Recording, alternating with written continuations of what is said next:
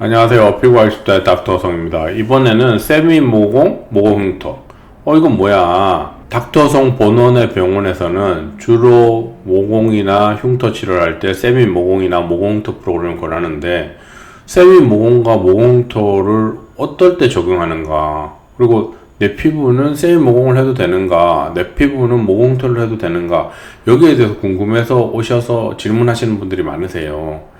그래서 과거에 이 비슷한 영상을 올렸는데도 불구하고 또 많은 분들이 묻기 때문에 좀 더 간단하게 간략히 설명을 드리고자 이번에 영상을 녹음하게 되었습니다.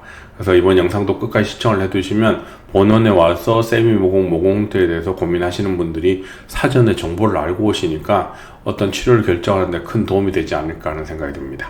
끝까지 시청 부탁드리겠습니다. 모공 및 흉터 프로그램. 본원에서는 세미 모공 프로그램이란 것과 모공 흉터 프로그램, 이 두 개로 크게 나눠져요. 그러면 세미 모공 프로그램은 주로 어떤 사람들이 하느냐? 붉은 상태가 심한 경우, 즉 흉터 치료나 모공 치료를 하러 왔는데 너무 붉은 게 심해요. 그러면 세미 모공 프로그램을 먼저 권하게 됩니다. 보통 제가 환자분들한테 설명을 할 때 붉은 거 7, 흉터, 모공 3 정도의 비율로 치료가 된다라고 설명을 하고요.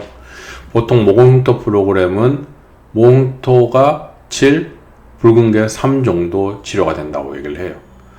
그럼 모공 흉터 프로그램도 붉은 게 없어졌는데 이걸 하면 더 좋지 않습니까? 라고 얘기하는데, 환자분들 중에서 어떤 분들이 있냐면 코에 붉은 거 이상의 증상을 호소하시는 분들이 있어요. 어떤 분들이라면 내 코에서 심장이 뛰는 듯한 느낌을 받는다. 코에서 뭔가 계속 불편한 찌릿찌릿하고 뭔가 욱신거리고 뭔가 불편한 증상들이 계속 느껴진다. 애매모호한 표현들을 하시거든요.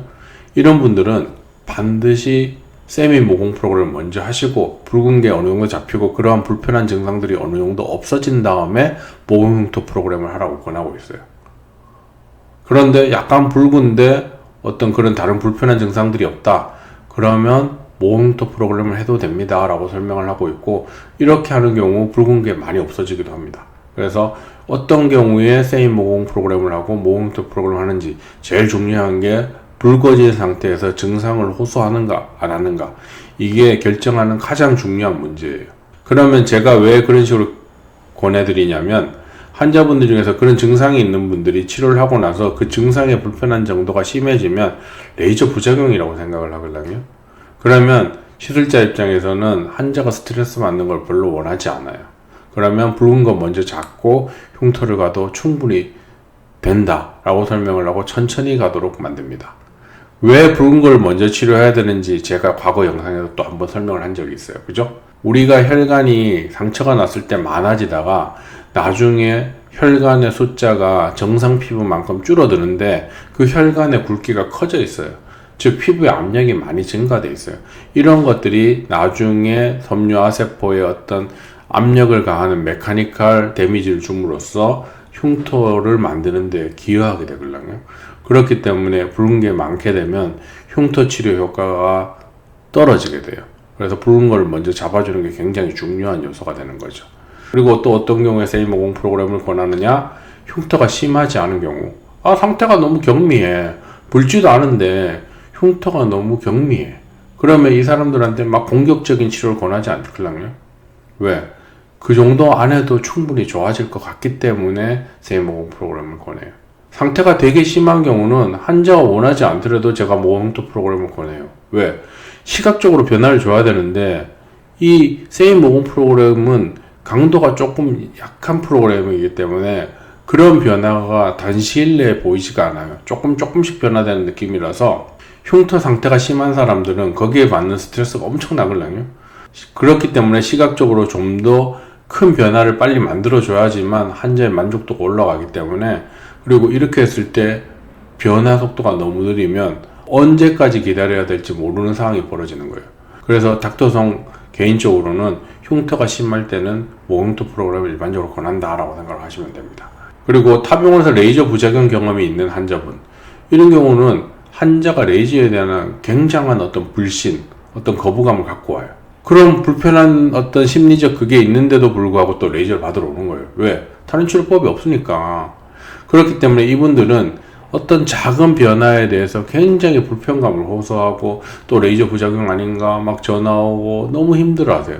그래서 제가 개인적으로 이런 분들에게는 절대로 강한 프로그램을 권하지 않아요. 그래서 이런 분들은 세미 보공 프로그램이 더 적당하다라고 설명을 해드리고 천천히 바뀌는 걸 기대하자, 천천히 바뀌도록 하자라고 설명을 드리고 권해드리고 있습니다. 이해되시겠죠? 그리고 보통 모공흉터 프로그램은 어떻게 돼요? 빠른 변화를 원하는 사람들, 천천히 변하는 거 절대 못 받아들여. 변화 하나도 없어. 이거 레이저 효과는 하나도 없는 거야. 돈 버리는 거야. 뭐 피부과의 상술이야. 막 이렇게 얘기하는 사람도 있잖아요. 그런 성격이 급한 사람들은 우선 시각적인 변화를 빠르게 만들어야지만 그 컴플레인이 없어지기 때문에 우선 모공흉터 프로그램을 권합니다. 특히 어떤 사람이 그렇다. 성형 수술을 너무 많이 해서 오늘 했더니 내일 변하는 모습들을 눈에 많이 익었던 사람들은 천천히 변한다. 피부과에서 레이저를 해서 몇 개월 동안 콜라겐 리모델링을 해서 그렇게 변하는 과정을 절대로 못 받아들여요. 본인은 성형과 피부가 다른 걸 인지하고 왔다. 그리고 피부는 천천히 바뀌는 걸 안다라고 얘기하지만 실제 피부를 많이 안 해봤고 성형만 익숙한 사람들은 오늘 했더니 내일 바뀌는 게 익어가지고 이렇게 천천히 바뀌면 치료 효과 하나도 없다. 레이저 이런 식으로 할 거면 왜 하느냐 막 이렇게 컴플레인이 막 나오거든요. 그래서 제가 성격이 일반적으로 굉장히 급한 분들 그리고 성형을 많이 해서 오늘 했더니 내일 변하는 그런 변화를 많이 경험했던 분들에게는 모공흉터 프로그램을 일반적으로 권하고 있어요. 왜 그런지 아시겠죠?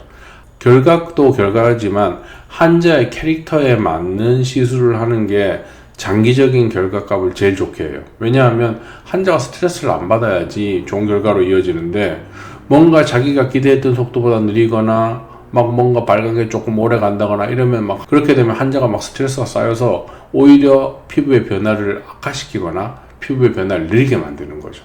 그렇기 때문에 환자의 성격이나 이런 것도 치료를 결정하는 데 중요한 포인트라는 걸 알고 계셔야 돼요. 그 다음에 어떤 거 있냐면 세미모공 프로그램은 일반적으로 치료하고 나서 3-4일 정도 핑크빛이라고 얘기를 해요. 물론 그 색깔보다 더 진하다고 컴플레인하는 환자들도 있지만 상당수의 환자들이 세미모공 프로그램 받고 나서 볼터치함 정도의 붉은기라고 표현을 하세요.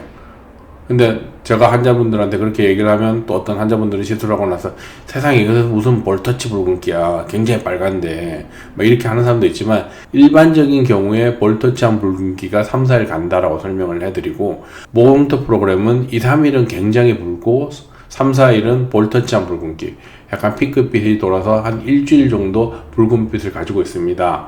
그래서 주로 타인을 크게 의식하거나 회사에 나가서 어떤 그런 상사나 주변 사람들의 눈치를 봐야 되는 경우 일상으로의 복귀를 빨리 해야 되는 경우는 제가 모공흉터 프로그램을 잘 권하지 않아요.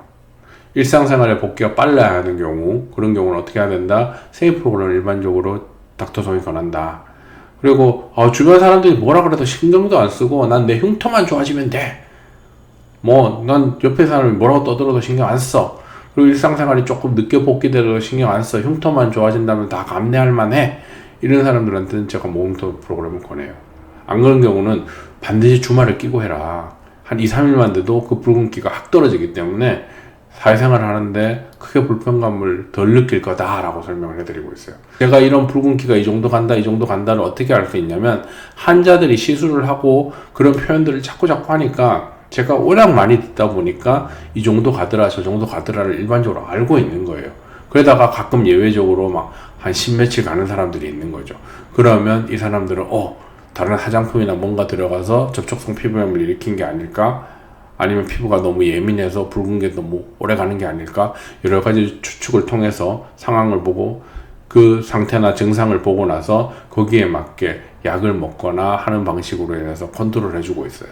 그래서 이런 것들이 제가 일반적으로 환자분들한테 세미 모공 프로그램을 권하는가 모공흉터 프로그램을 권하는가 하는 기준이 됩니다. 이해가 되시겠죠?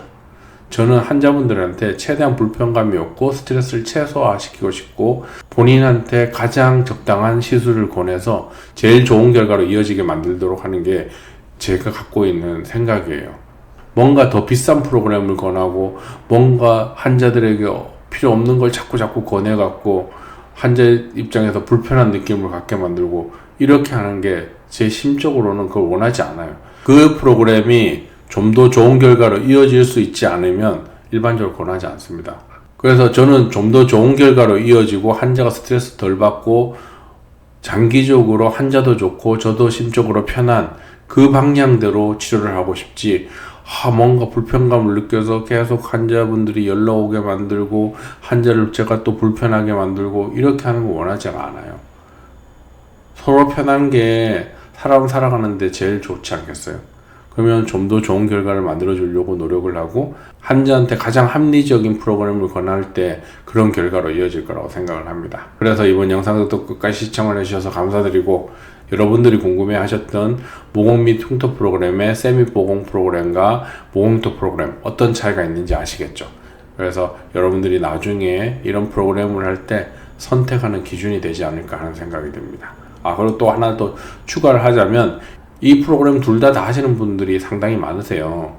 그러면 10명 중에 6명, 7명은 모공흉터 프로그램을 다시 반복하고 10명 중에 3명, 4명은 세미 프로그램을 다시 하세요. 그러면 뭐 이유가 다양해요. 이 모공흉터 프로그램 붉은 게 너무 오래 가서 시각적으로 더 모공이 악화된 듯 보이는 게 스트레스다. 그래서 세미 모공 프로그램을 계속 선호한다. 이렇게 하시는 분들도 있고, 모공흉터 프로그램을 계속 선호하시는 분들은 시각적 변화가 빨리 나타나는 게 심적 스트레스를 많이 줄여주더라. 그렇기 때문에 나는 모공흉터 프로그램이 나에게는 더 맞더라. 이렇게 해서 모공흉터 프로그램을 계속 하시는 분들이 있어요. 그래서 이 정도 비율로 환자들이 치료를 다시 할 때 선택을 하더라. 요걸 좀 알려드리고 싶었어요. 그래서 이번 영상도 끝까지 시청을 해주셔서 감사드리고, 다음에도 여러분에게 더 도움이 되는 주제로 찾아뵙도록 하겠습니다. 끝까지 시청해주셔서 감사드립니다.